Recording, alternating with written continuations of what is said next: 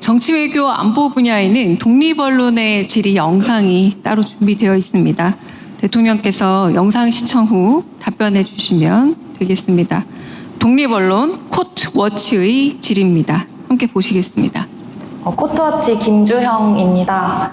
코트워치는 시민들에게 필요한 법원 콘텐츠를 만드는 독립언론입니다.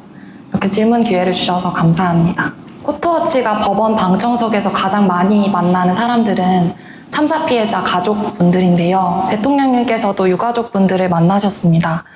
그분들의 이야기를 들으시면서 어떤 생각을 하셨었는지 궁금합니다. 그리고 현재 우리나라 형사사법 절차에서는 참사 피해자의 권리가 제대로 보장되지 않고 있습니다. 피해자는 수사나 재판 과정에서 충분한 정보를 제공받고 의견을 전달할 권리가 있습니다. 형사사법 절차에서 참사 피해자의 권리를 보장하기 위한 정부 계획이 있는지 궁금합니다. 형사사법 절차 내에서 참사 피해자를 위한 별도의 장치가 있냐?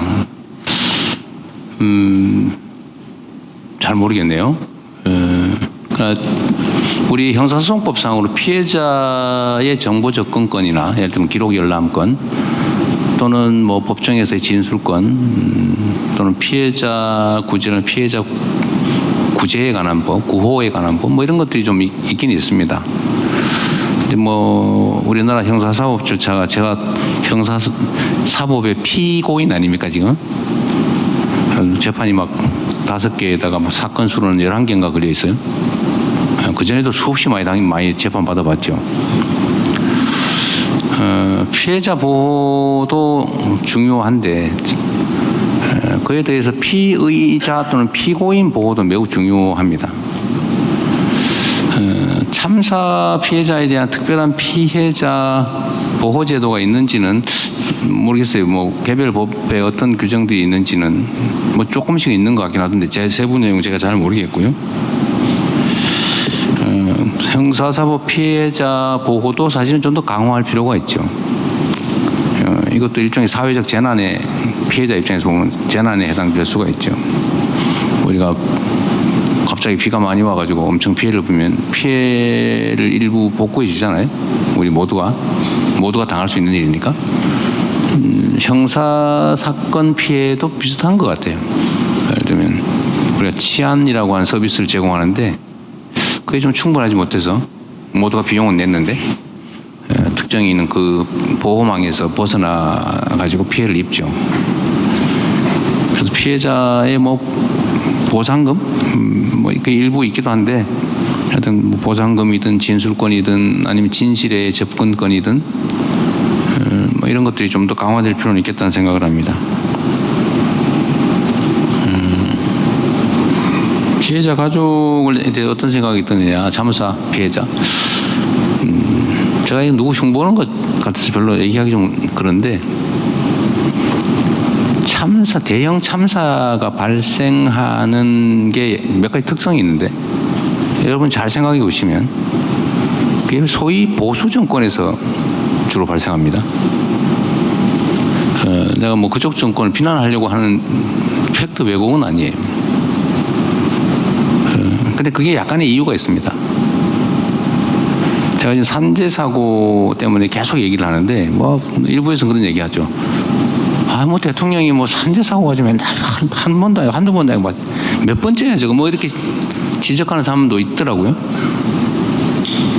그런데 산업재해 사고를 자세히 제가 매일 모든 사망 사고는 다 보고받고 있는데 그 사고 조금만 신경 썼으면 안 죽었을 사고가 너무 많아요. 특히 추락사고 뭐 떨어졌다는데 제가 유심히 보죠. 들여다보면 안전대를 설치했나?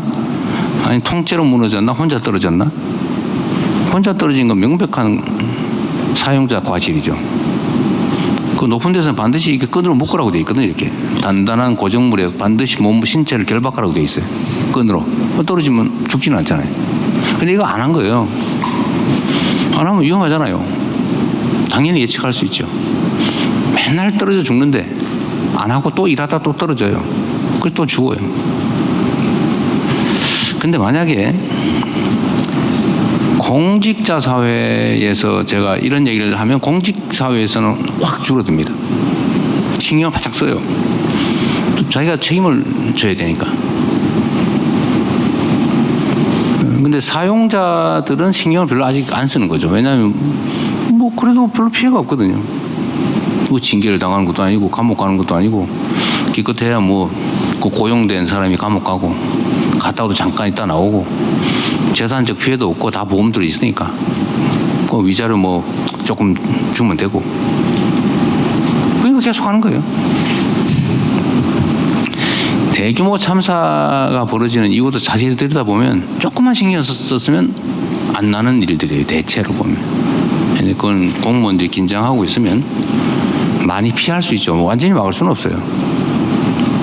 저도 끊임없이 노심초사하죠. 혹시나 어디에서. 또 제가 이런 얘기를 했으니까 더 지켜볼 거 아니에요. 그래서 참사 피해자들 특히 뭐 이태원 사고 가장 최근에 있던 이태원 사고는 정말 황당무계하기 이를 데 없잖아요. 어떻게 그럴 수가 있어요? 교통경찰이 통제만 있어도 해야 되는 거잖아요. 원래 맨날 해왔던 거잖아요. 매년. 근데 그 해만 안 했어요. 왜 안 했는지 잘 모르겠지만 참 억울하겠다 그 생각이 들죠. 특히 젊은 사람들이 사망하면 자식은 죽어서 가슴에 묻는다고 하잖아요. 부모 가슴에 묻는 거예요. 그거 쥐어뜯다가 일찍 죽죠. 부모들도. 그거 제대로 살겠어요. 그게 국가가 해야 될 가장 기본적인 책무죠. 생명과 안전을 지켜주는 일. 그것도 엄청난 돈을 쓰지 않습니까? 치안, 국방. 이거 똑바로 해야죠. 그래서 그분들 보면 미안하죠. 그냥 미안하더라. 앞으로 이런 거 절대로 안 나게 해야 되겠다. 그런 생각합니다. 네. 네, 이번엔 대통령께서 지목하시는